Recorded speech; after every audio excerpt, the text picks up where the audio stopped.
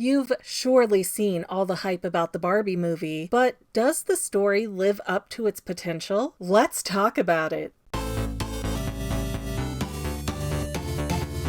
Hey guys, I'm Megan, your hostess on your journey into the Fangirl. And sorry to do a shameless plug up front, but times are tough and my car got stolen. So please be aware that I have channel memberships now with a link in the description below. Your support is greatly appreciated so that I can keep bringing you content. So yeah, thanks for considering becoming a member. Anyways, the Barbie movie has easily been the most promoted film of 2023. And it truly is a really fun, pink-tastic movie filled to the brim with historic Barbie references and a lot of well-done humor. However, the plot twist and ending of the film kind of irks me, so I want to talk about it. Just to quickly do a summary of spoilers, stereotypical Barbie suddenly starts having problems, like she's not floating to the ground, and she starts thinking about death. So she and Ken travel from Barbie Land to the real world to find out that women aren't treated as well in our universe, which also allowed Ken to fall head over heels in love with the idea of the patriarchy. So Ken wanders off while Barbie is trying to solve her problems, and she discovers that, and keep really focused because this gets kind of meta, sentient Barbie is also a Barbie toy in the real world, and she's been played with by a middle-aged mom who is kind of depressed and ruminating about the days when her daughter was younger and played with that exact Barbie. And I have to say that did hit a special nerve for me because my daughter is 15 now, but I can still get choked up when I think about us playing with Monster High or LOL Surprise dolls. The days are long, but the years are short, and those days were over before I knew what happened, so I get it. Like, I relate with the mother. And it really does break your heart as a parent to watch your child always change and progress into somebody new while you're also kind of mourning who they used to be. So, stereotypical Barbie ends up running away from the Mattel executives who are only worth a few gags in this movie and contribute absolutely nothing but extra convolution. And so Barbie, the mother playing with her, whose name is Gloria, and her teenage daughter Sasha all just journey into Barbie Land because, you know, that's a thing you can do. And they find out that Ken has already returned and changed everything to a male-centric society, meaning now all of these impressive Barbies are in maid outfits and being subservient to the Kens, who have now all become these super bras. I mean, they should have all become Chads instead of Kens. And this is the point of the movie where it kind of jumps the shark for me, because out of all the possible villains, I would not have expected Ken to be one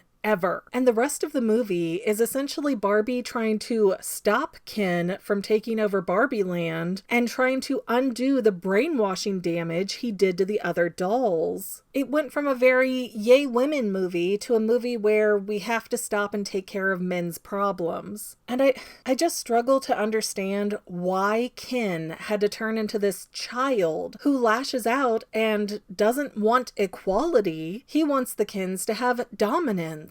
And yeah, I get that the movie frames Ken as being a lesser toy and having a huge inferiority complex, but why isn't Ken allowed to be a good male role model that actively supports his lady? That's what Ken has always been. In the dolls, in the comics, in the animations, Ken is always Barbie's biggest fan. So why do we constantly have to display this narrative in the media that a woman is supposed to support her man, but a man should never be outshined by his woman? Can we not just support each other and let everyone's stars shine brightly? What is the problem with this? Why is this such a difficult concept? I also have to admit, I don't like the resolution. Once Ken gets thwarted, he ends up word vomiting up all of his feelings and Barbie has to talk him through it. And I really strongly hate how that plays out on screen. While Ken expresses valid issues and emotions, again, it plays into the stereotype that for women to be safe and happy, we have to cater to men's egos. Barbie could not save Barbie Land or live the rest of her life until she stopped everything to fix Ken's problems for him. Barbie has to be Ken's therapist and convince him that he needs to stop being codependent on her and to learn who he is without her. She has to explain that, in fact, this Barbie isn't romantically interested in that Ken. That Barbie wants more for herself out of life, and that she's sorry that she took Ken for granted. The Barbie movie is really a good girl power film overall, but this whole epiphany moment is so poorly handled. What is Barbie apologizing for? Throughout the entire movie, Ken wants Barbie's attention, but Barbie never acts interested in Ken. She is kind to him, she is polite to him, but they are not described as boyfriend-girlfriend. Barbie doesn't want Ken to sleep over, and she does not want Ken to go with her to the real world. But Ken fixates on Barbie and keeps asking to tag along. Barbie isn't asking for Ken, he's all but begging to be there. And because Barbie is as nice to Ken as she is to any other friend, Ken takes that as a sign of romantic interest. And he creates an entire relationship in his head that isn't really there according to the movie. Ken is basically Joaquin Phoenix's Joker. He's delusional. That's not Barbie's fault. And while anyone should certainly apologize for hurting someone else, I did not feel that Barbie owed Ken an apology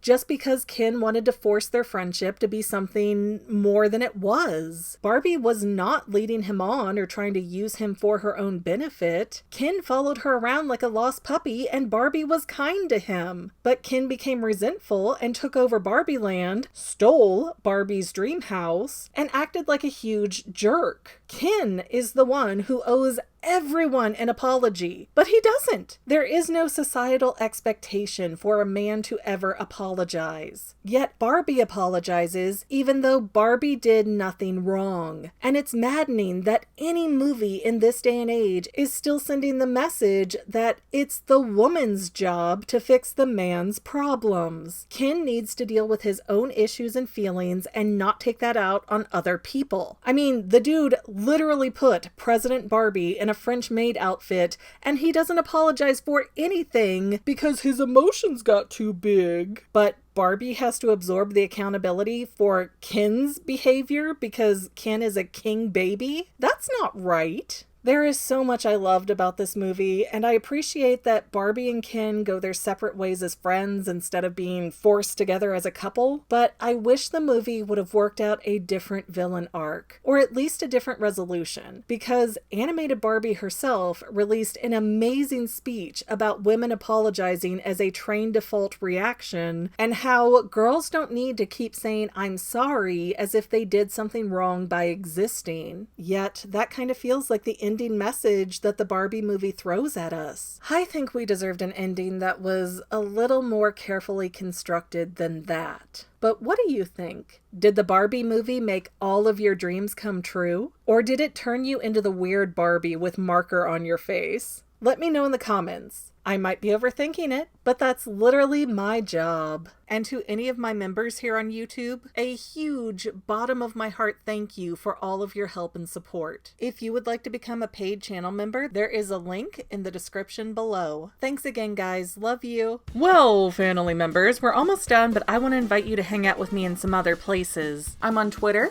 and Instagram as my own personal self, and I have a Facebook page too, but I mostly just post photos over there. And sometimes people say, "Hey McGann, I want to mail you something. How do I do that?" Easy. Just click the About tab on my channel page, and my most current P.O. Box info will be right there. I also run another channel, The Family. It's really a hodgepodge channel where we might post anything. Oh yeah, and I also sell shirts and stickers and stuff with the Family and the Fangirl logos. If that is your cup of tea, I have a link in every description of every video. Finally, if you want to help out the Fangirl channel and make sure I'm putting out video essays for years to come, the best way you can help is by subscribing and watching more of my videos, whether they're new, old, whatever. Maybe even share one or two on social media, help spread the word. people who watch to the end of videos like you helps to tell the site, hey, this is a good video, we should recommend it to other people. So if you made it this far, leave me a comment of something like, hey, I made it to the end. Love ya.